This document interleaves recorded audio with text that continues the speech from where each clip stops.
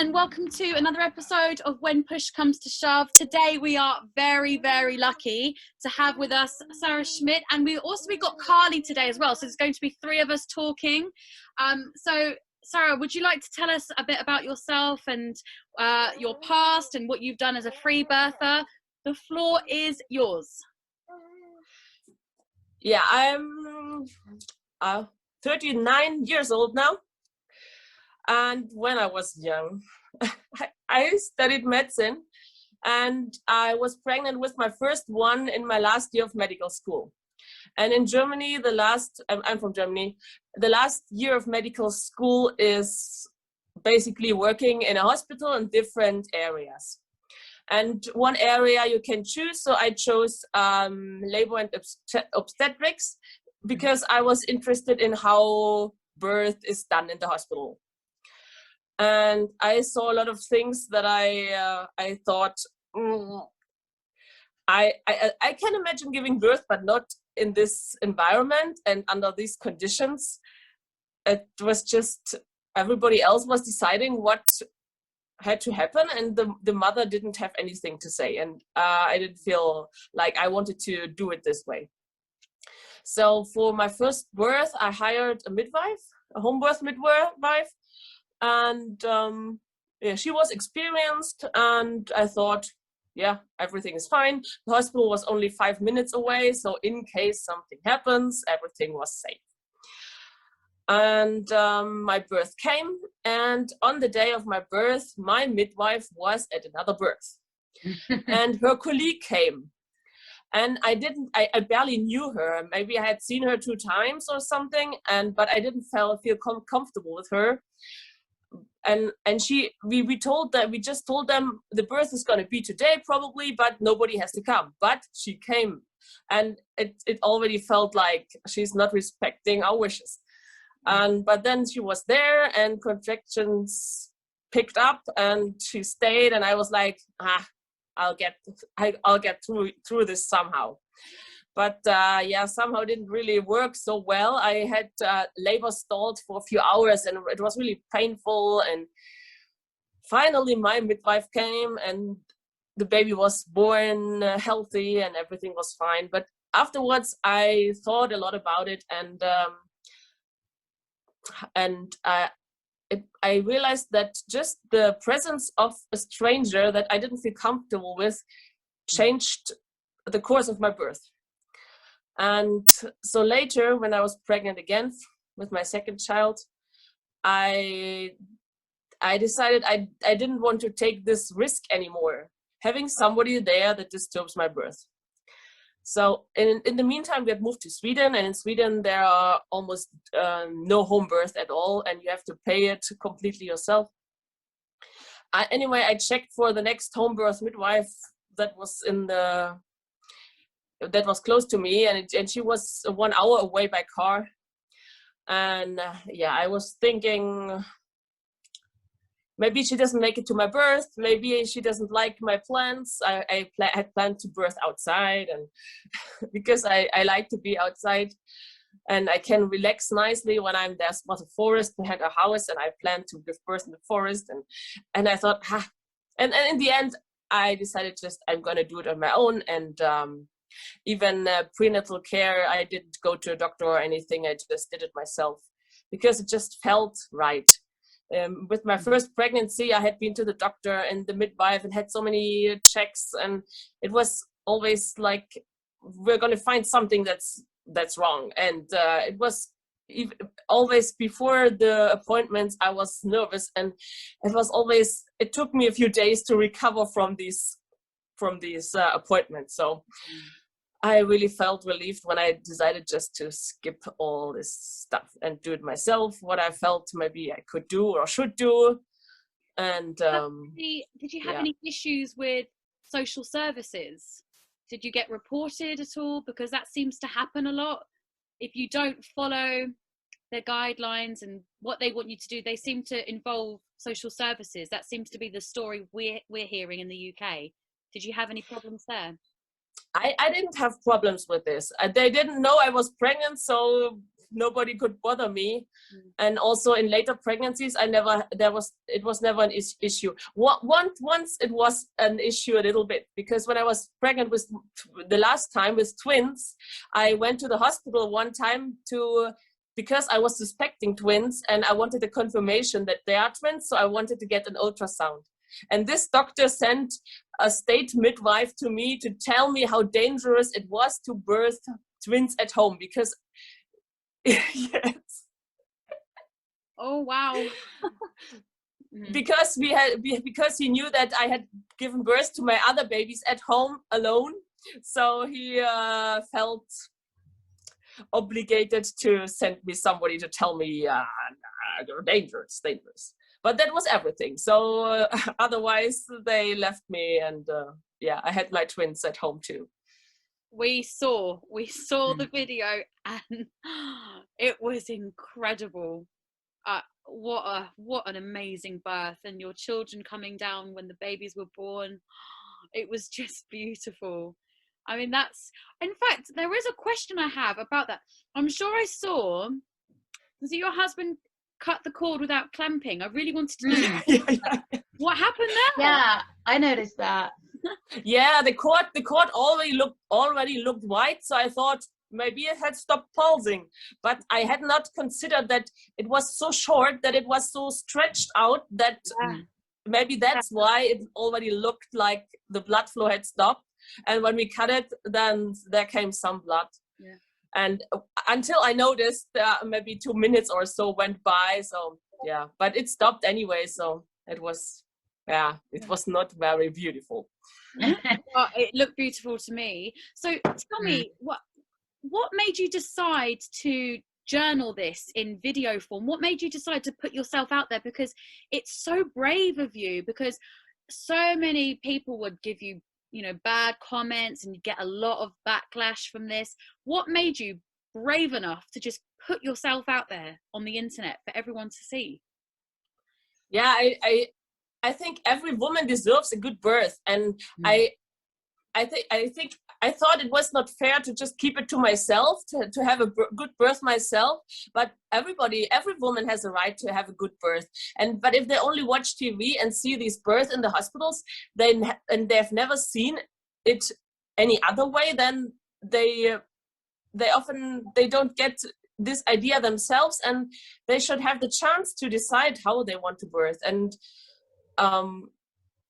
I felt it's just what I should do. And for me, it's not so hard to show myself. I grew up quite liberal, so to speak. So, and I just thought it's so important, because how we give birth, it influences the whole life, and it can make such a big difference if women have births that empower them instead of make them small and crush their souls. It's such a big difference for the rest of their lives and their babies. And if I can help with my videos, then why shouldn't I do it? Well, we all thank you for it, Sarah. Yes. I mean, it empowered me. I can tell you that. I mean, I watched your videos over and over again, and I thought, yeah, I can do this. And I've told so many, every time I have a client, whether they're free birthing or not, I recommend watching all of your channel, because it doesn't matter if they're free birthing. It's about understanding their innate ability to do this. And if you've got a midwife or not, they can take something away from your story, because you've done it so many times, and you make it look effortless. Now, to be honest, when I had her, I thought, oh, that's what Sarah's births are about, because I didn't find it really painful. I just found it intense, and it was nothing like my first birth, which was excruciating. The hospital process, and I was in fight or flight because of all the adrenaline my body was releasing. How could I possibly have a peaceful, beautiful birth when I've got strangers, bright lights, being observed, people touching me in my vagina, strangers, and I was led to believe that's normal. That's crazy, right? And you can say, no, please don't touch me there. That's just basic, surely. But after watching your channel, I was just like, wow. I was so impressed that you put it out there for the world to see. And I thought, yeah, I can do this. And you've got 50,000 followers. I'm sure you've inspired thousands and countless women. So thank you for your gift. We think you're incredible. And I'm really impressed that you've got the bravery to do this, because you must have a lot of people saying negative things, surely. Yeah. Until I shut off the comments, because it was just annoying at some point. Yeah, I was going to ask, how did you deal with the negativity? But you've clearly just stopped the comments, right? Yeah, in the beginning, I didn't read the comments often, and when I felt like I can deal with stuff, then I read the comments. But after a while, it just kept repeating itself. The stupid comments kept repeating itself, and it was like some people just wanted to bash on me, and I didn't. So I just turned off the comments, and yeah. Very wise, very wise. You don't need that negativity. But I think, if a lot of women will be on a position of fear still, because they've had years of indoctrination that birth is inherently dangerous. And while we accept sometimes things go wrong, we also have to accept the reasons why they usually go wrong. So what would you say to women who are still very scared that birth is a dangerous thing? What would you say? For me, it was most important to inform myself on my own, not just what some doctor tells me, because often it's the doctors that bring the fear in it. It's the doctors. The woman goes to the doctor her whole pregnancy, and every time she goes there, it's fear, and she takes the fear. And in the end, when it comes to birth, she's full of fear about the whole process. She's always told, we have to control everything or something will go really wrong. And this is the opposite of trusting the process. And so for me, it was best not to go to any prenatal care checkups at the doctor, because it just kept me at the peace that I felt. And I didn't allow anybody to talk negativity and fear into my pregnancy. And it was really the most important thing, to not allow this, because you don't have to go there. There's no law that makes you go to the doctor when you're pregnant. You are not sick usually. And if you keep yourself healthy, and then you won't need a doctor, because you're just healthy and pregnant. So you can skip this part, and you can skip the fear. And if you have fears yourself, then of course it's important to do your own research about what I'm afraid about. Am I afraid about that maybe the baby has the cord around the neck or is not breathing? So what can I do? Is it really dangerous that the baby has the cord around the neck or not? That's the first question. Is my fear really based on facts, or is it just because somebody told me? And then if it's based on facts that the cord around the neck is not dangerous in itself, then you don't have to be afraid of it. And then you maybe want to find out, what do you do when the cord is around the neck? Do you unwrap it or not? What's better to do? And so you just do your research, so you know how to handle certain situations. And that's what basically brought me out of fear and put me on a solid foundation of knowledge. What can I do in certain situations? Sure. And you're lucky you've got the medical background as well. But I think from watching your births, there was no logic about it. It was just very instinctual. You knew what to do. You didn't spend time up here.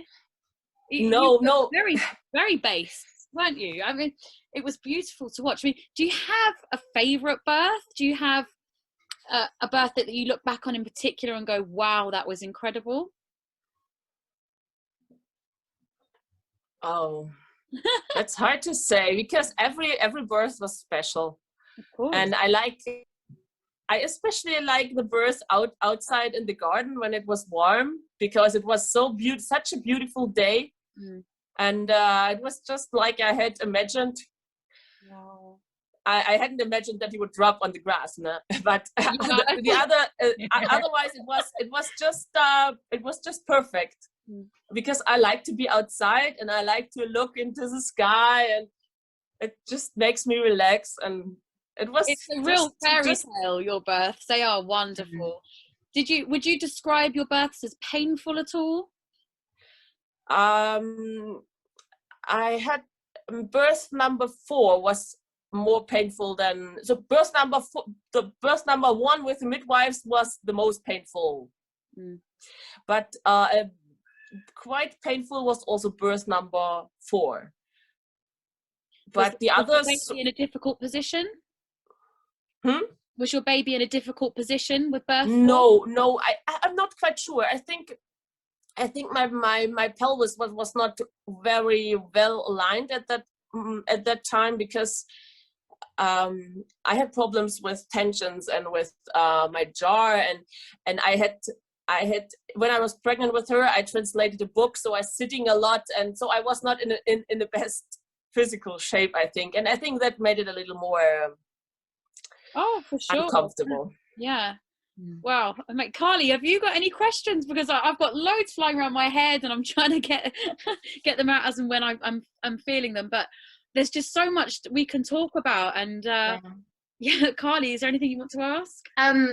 I just wanted to go back to the twin birth, because the second twin had the cord around the neck. Is that correct? And your husband was just amazing. Just very quickly he did that, and yeah, that was amazing. I just wanted to put that out there. Like your husband was so hands-on, and obviously he's had some practice, as you know, that wasn't your first free home birth. But how did he feel about you wanting to birth like this in the beginning? Was that something he was on board with straight away, or was it a little convincing? With my first unassisted birth, he was like, it took a few weeks and months until he was like, yeah, okay, do what you want.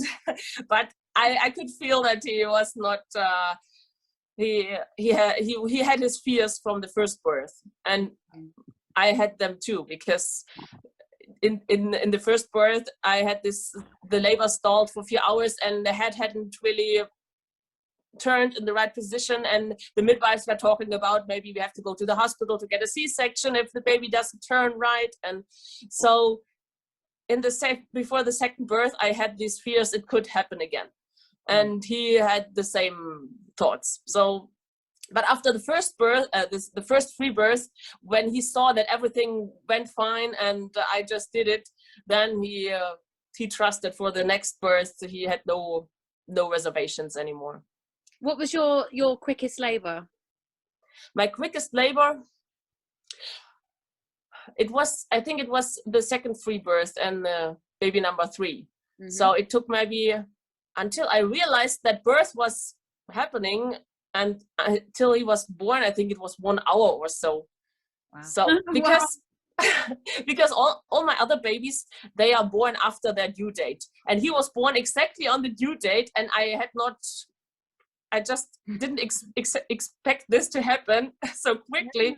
So I thought, no, it's just Braxton Hicks or something like that, and we hadn't found the time to take pictures of my belly, and so we wanted to take pictures. And then when I felt, oh, contractions are picking up, we have to take pictures now. So we set up lamps and lightning, so we took maybe 3 pictures, and at the end of the 3rd picture I had the first a contraction that felt like pushing. So I at that moment I realized, okay, now it's over, baby is gonna come.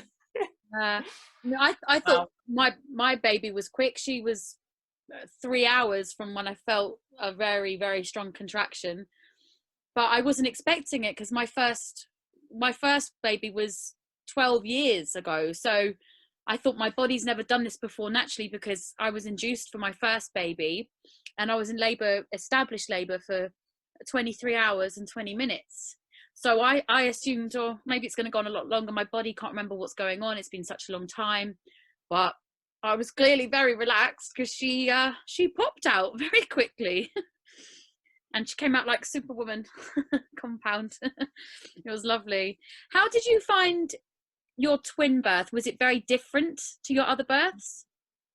I found it very easy. So I think it was one of my easiest births. I didn't feel this transition like I usually feel with singletons. I think because they were so small. That's my explanation. And just at some point, I had two friends who were filming and taking photos, and we chatted during in between contractions. And so I said, usually when I start pushing, I like to support myself left and right and like this. And while I was saying this, I was showing them how I would do it, and then I got the first pushing contraction, and I hadn't really anticipated that it would just be this far, because I didn't feel any of this that usually I feel before, that you feel like shaky and you feel like you are at the edge and you can't bear it anymore. It was like nothing of this transitioning stuff. So yeah, that was the only part I found painful, was transition. I was like, oh God, I can't do this anymore. But then before you know it, you start involuntary pushing. But that's amazing that you didn't feel that with the twins. That's incredible. But yeah, it might be down to their size. Who knows? Well, yeah, it's usually just a short time period where I feel transition.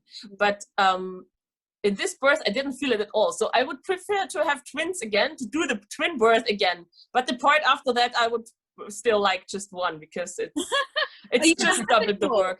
Do you want any more children? Maybe in a year or so. Wow. Yeah, why not? I mean, they grow up so fast, and as soon as I start getting more free time, I start missing it, and then I think about another one. Wow. So what are you doing at the moment? What are you doing work-wise? Are you, you're obviously on YouTube all the time, and like, are you writing anything? Tell us what you're doing right now. Anything that we can go to buy, or any books coming up? I don't really have much time to do anything right now, because they still keep me so busy.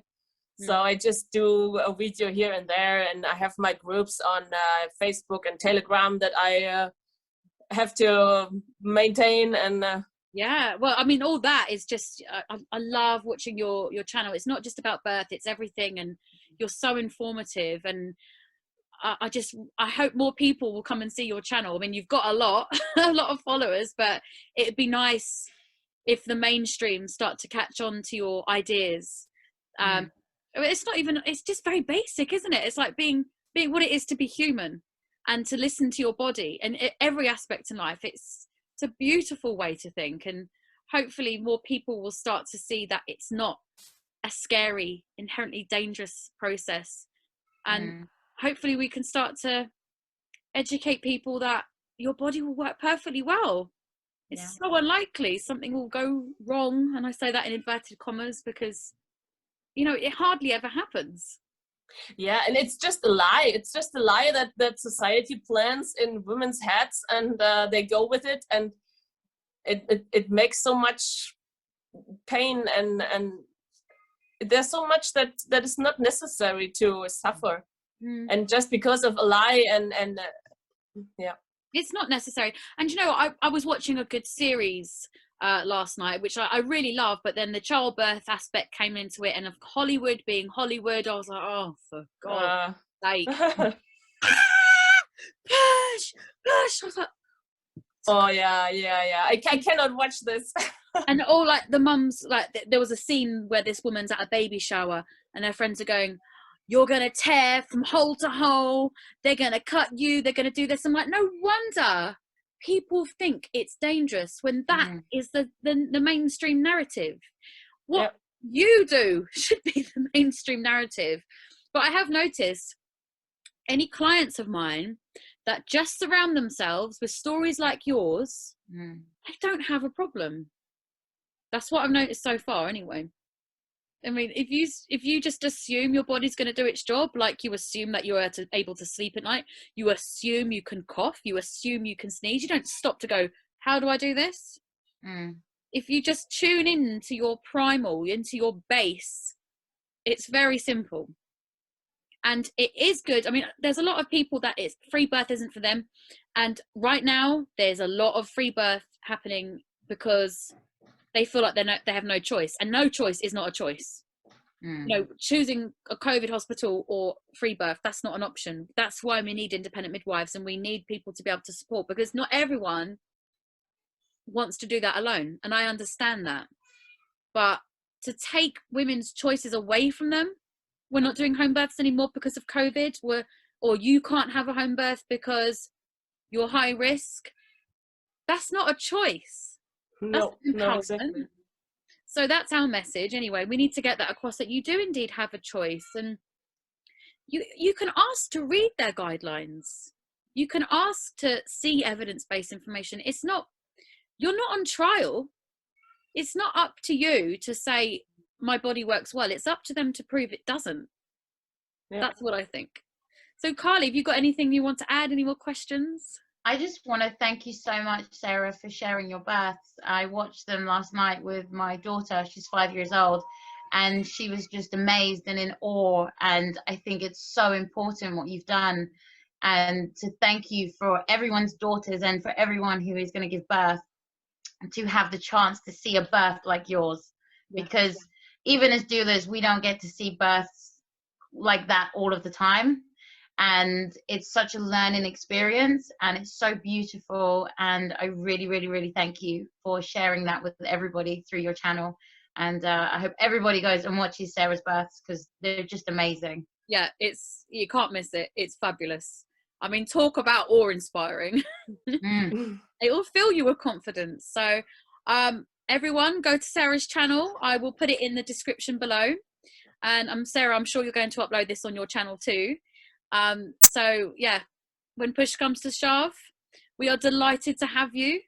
So thank you very, very much for your time, and we can't thank you enough for everything you do for women everywhere. So we'd love to have you back in the future if you'd like to come back. Yes, thank you for having me. You're welcome.